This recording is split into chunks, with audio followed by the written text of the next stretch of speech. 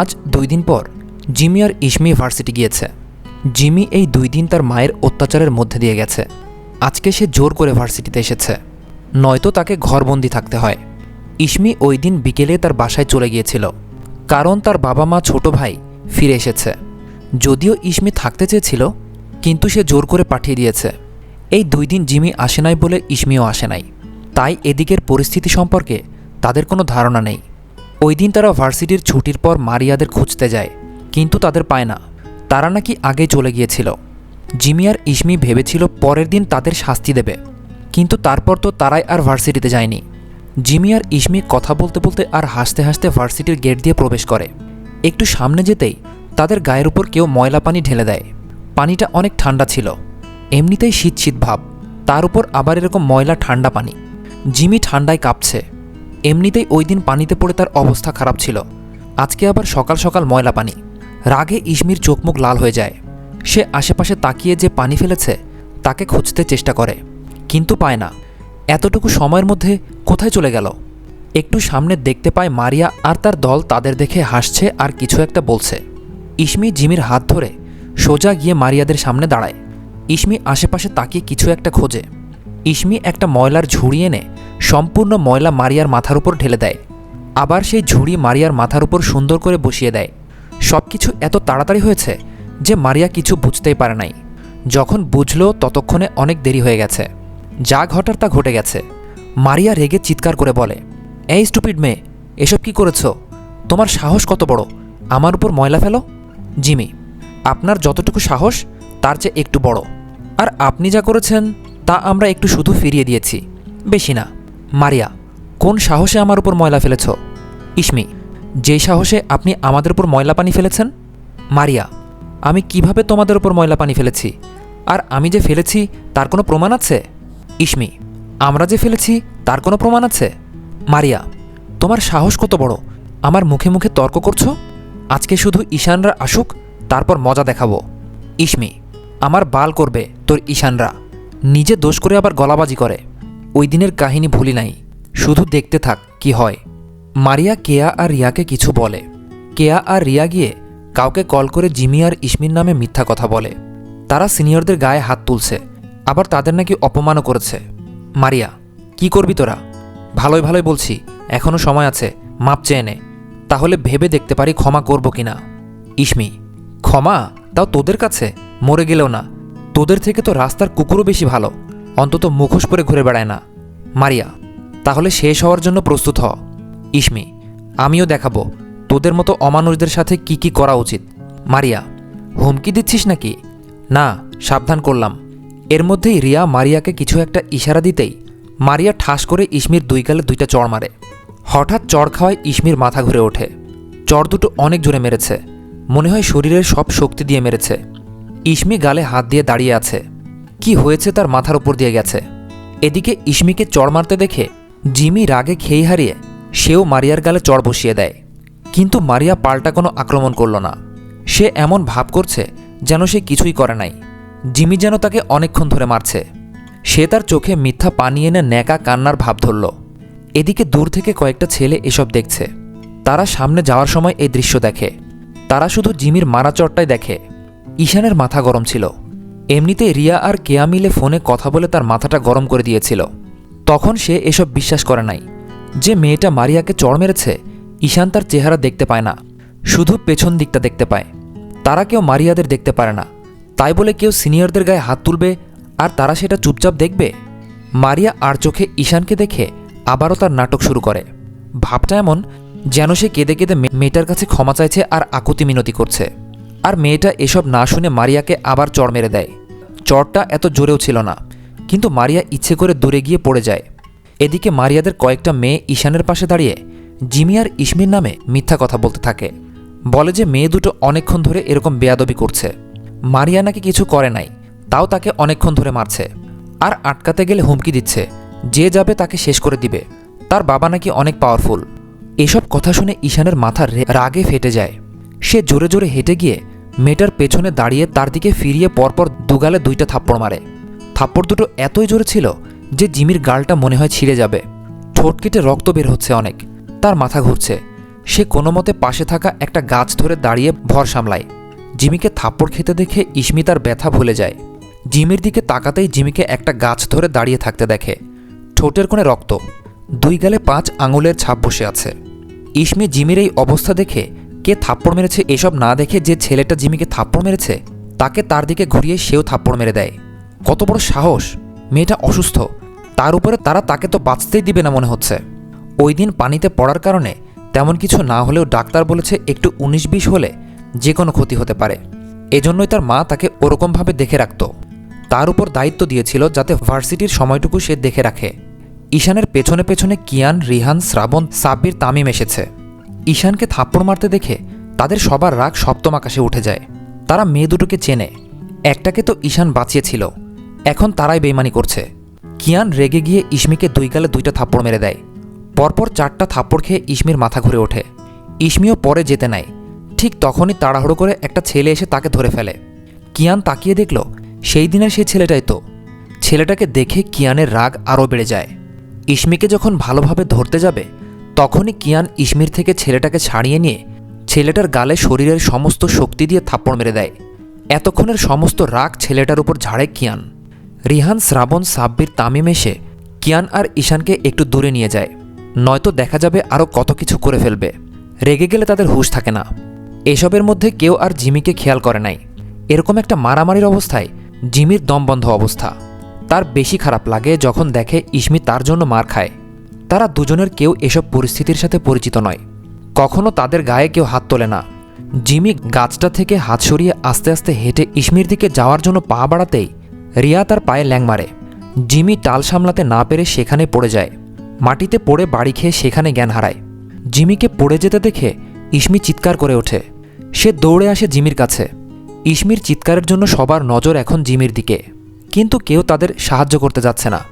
ইসমি জিমিকে ডাকছে, জিমি, এই জিমি, কি হয়েছে তোর? কথা বলছিস না কেন? জিমি, এই এদিকে তাকা, দেখ আমি তোর বেস্টু। এগুলো বলছে আর জিমির গালে হালকা করে চাপড় দিচ্ছে। কিয়ান দূর থেকে এই অবস্থা দেখে দৌড়ে সেখানে এসে জিজ্ঞেস করে, কি হয়েছে ওর? নাচ করছে ও, দেখতে পাচ্ছেন না? নাচ করছে মানে? সবসময় এত তেড়া কথা বলো কেন? সরাসরি কথা বলতে পারো না? অন্ততপক্ষে জুতা মেরে গরুদান তো আর করতে আসি নাই। তুমি কি বলতে চাচ্ছ? আমরা তোমাদের জুতা মেরেছি? তার চেয়ে কম কি ছিল যেখানে আমরা কিছুই করি নাই? তোমার বান্ধবী যা করেছে তার শাস্তি পেয়েছে। কিয়ানের এই কথা শুনে ইসমি প্রচুর রেগে যায়। প্রথমত তাদের কোনো দোষ ছিল না, দ্বিতীয়ত এখন দরদ দেখাতে এসে বলছে এটা নাকি তাদের প্রাপ্য।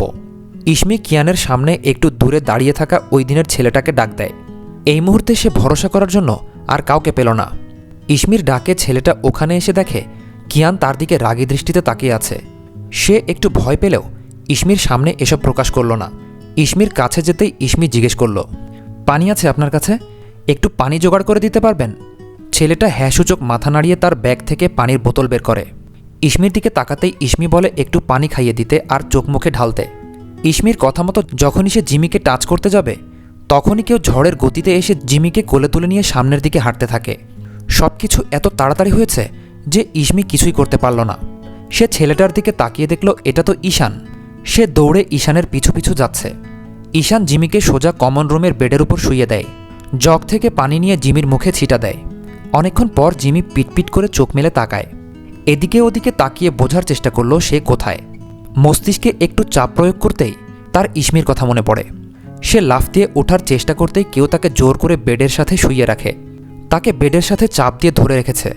হঠাৎ গম্ভীর গলায় শুনতে পায়, 1.5 ফুট মানুষ, শরীরে নাই কিছু, কিছু হলেই একটা জিনিস পারো, তা হলো কথায় কথায় জ্ঞান হারানো। এই শরীর নিয়ে আবার ভাব দেখায়। জিমির সামনে তাকাতেই তার হার্টবিট বেড়ে যায়। তার সামনে বরাবর তার উপর ঝুঁকে কথাগুলো বলছে ঈশান। জিমি ভয়ে ঢোক গিলছে আর ছোটার জন্য চেষ্টা করছে। সে যতই ছটফট করছে ততই ঈশান তাকে শক্ত করে বেডের সাথে ধরে রাখছে। জিমি এবার আর না পেরে চুপ করে যায়। ইসমি ঈশানকে জিমির সাথে এরকম করতে দেখে তাড়াতাড়ি গিয়ে ঈশানকে ধাক্কা মারে। সে গিয়েছিল ডাক্তারকে ডাকতে। ইসমির ধাক্কায় ঈশান তো সরে না, উল্টো তার ধাক্কায় আরেকটু সামনের দিকে ঝুঁকে যায়। ইসমি একটা চিৎকার দিয়ে ওঠে। তার চিৎকারে জিমি লাফিয়ে উঠতে গিয়ে ঈশানের সাথে বাড়ি খায়। জিমি ঈশানের সাথে বাড়ি খেয়ে আবার বেডে শুয়ে পড়ে। তারা দুজন এখন অনেকটাই কাছাকাছি। ঈশান জিমিকে কানে কানে কিছু বলতেই যাচ্ছিল, তখনই ইসমি এসে ঈশানের কানের কাছে জোরে চিৎকার করে বলে ওঠে, এই, আপনি আমার বান্ধবীর উপর থেকে ওঠেন, উঠেন। আর আপনি কি করতে যাচ্ছিলেন? এই, তাড়াতাড়ি উঠবেন নাকি লাথি মারব? উঠব না। কি করবে তুমি? এটা বলে জিমির দিকে একটু চেপে যায়। ইসমি ঈশানকে জিমির দিকে আরও আগাতে দেখে পুনরায় বলে, আপনি ওর দিকে এগোচ্ছেন কেন? কি করতে চাচ্ছেন? করতে তো অনেক কিছুই চাচ্ছি, কিন্তু তোমার মতো সিসিটিভির জন্য করতে আর পারলাম কই? অনেক কিছু মানে? এসব পার্সোনাল ব্যাপার তোমাকে কিভাবে বলবো বলো? আমার তো লজ্জা করে। এবার জিমি আর না পেরে ধাক্কা মেরে বেড থেকে নিচে ফেলে দেয়। হঠাৎ পড়ায় সে বুঝতে পারে না কি হয়েছে, কিন্তু কিছুক্ষণ পরেই তার মনে হলো তার কোমর পুরাই গেছে, তার পাছাটাও ব্যথা করছে। জিমি কর্কশ কণ্ঠে বলে, পার্সোনাল ব্যাপার মানে? আর লজ্জা করে কেন? আমার তো এমন কোনো ব্যাপার নেই যেটা ইস্যু জানে না। তাহলে আপনি পার্সোনাল ব্যাপার কোথা থেকে পেলেন? ঈশান, এমন ফ্রেন্ড তো ঘরে ঘরে থাকা উচিত, বিশেষ করে বিয়ের পর তো আরও থাকা উচিত, তাই না? যেখানে যাবে লেজ ধরে নিয়ে যাবে, তাহলেই তো পূর্ণতা পাবে। ইসমি, আমার ফ্রেন্ড, আমার যা মন চায় তাই করব, বিয়ের পর না, বাসর রাতে ওর সাথে থাকব। আপনার কোনো সমস্যা?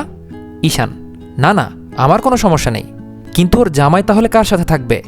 ইসমি, যার কেউ নাই তার জন্য কোলবালিশ আছে, জড়িয়ে ধরে ঘুমাবে, সেই। ঈশান মনে মনে বলে, তাহলে কি বাসরটাও কোলবালিশের সাথে করবে নাকি? কিন্তু মুখে বলে, বিয়ের পরও বেচারা কোলবালিশ নিয়ে ঘুমাবে, এরকম শালী তো ঘরে ঘরে দরকার। আমি মাননীয় শিক্ষামন্ত্রীর কাছে আবেদন জানাচ্ছি প্রত্যেক ঘরে ঘরে এরকম শালী ঘরে তোলার জন্য। ইসমি, আপনি কি আমাকে অপমান করলেন নাকি? না না, আপনার মতো জাতির শালীকে কি অপমান করা যায়? পাপ হবে, পাপ। শালী করতেছেন কেন? আপনি তো মেয়ে, তাই শালী করছি, কিন্তু আপনি বললে শালা করব। প্রয়োজনে গলায় সাইনবোর্ড ঝুলিয়ে রাখব, শালা। জিমি হাসতে হাসতে বলে, হাহা, শালা, নাইস ভার্সন। তুই ভার্সন করছিস কেন? আমাকে কি তোর মোবাইলের সেট মনে হয়? না না, তুই তো মানুষেরই সেট। কেন, তোর কি আমাকে দেখে ভূতের সেট মনে হতো? এসব কি বলস? তুই আমার একমাত্র বেস্টু, তোরে কি আমি ভূত ভাবতে পারি? আমি তো পাগল ভাবতাম।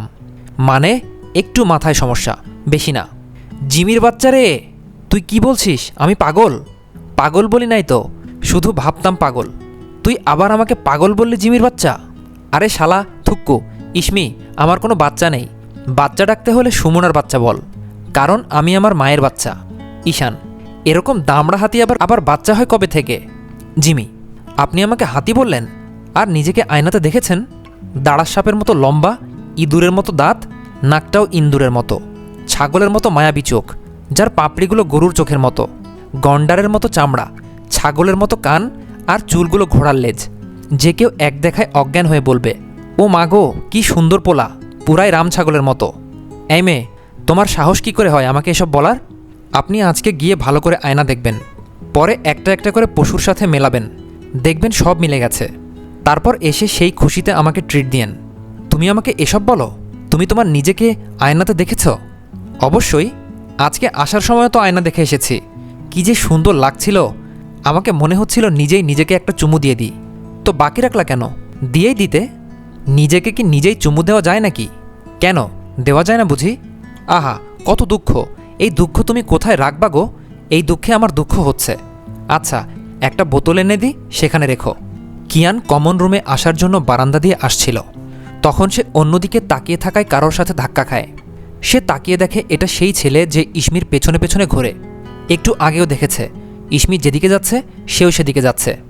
একটা চুইংগামও এরকমভাবে লাগে না যতটা এই হালারপথ ইসমির পেছনে লাগে। কিয়ান আশেপাশে কাউকে না দেখে শান্তির নিঃশ্বাস ফেলে মিনহাজের দুই গালে পরপর 3টা থাপ্পড় মেরে শার্টের কলার থেকে সানগ্লাসটা নিয়ে চোখে পড়ে ভাব নিয়ে সেখান থেকে চলে যায়। মিনহাজ থাপ্পড় খেয়ে কিয়ানের দিকে তাকিয়ে আছে। তাকে মারল কেন? সে তো কিছুই করে নাই। তখনও তাকে সবার সামনে থাপ্পড় মেরেছে, এখনও তো তার দোষ ছিল না। কিয়ানকে আসতে দেখে সে এক জায়গায় দাঁড়িয়েছিল, কিন্তু কিয়ানই তো গিয়ে তার সাথে ধাক্কা খেল। তাহলে সে চড় খেল কেন? এখনও গালে হাত দিয়ে এসবই ভাবছে। এদিকে কিয়ান মিনহাজকে থাপ্পড় মারতে পেরে মনে মনে লুঙ্গি ডান্স দিচ্ছে।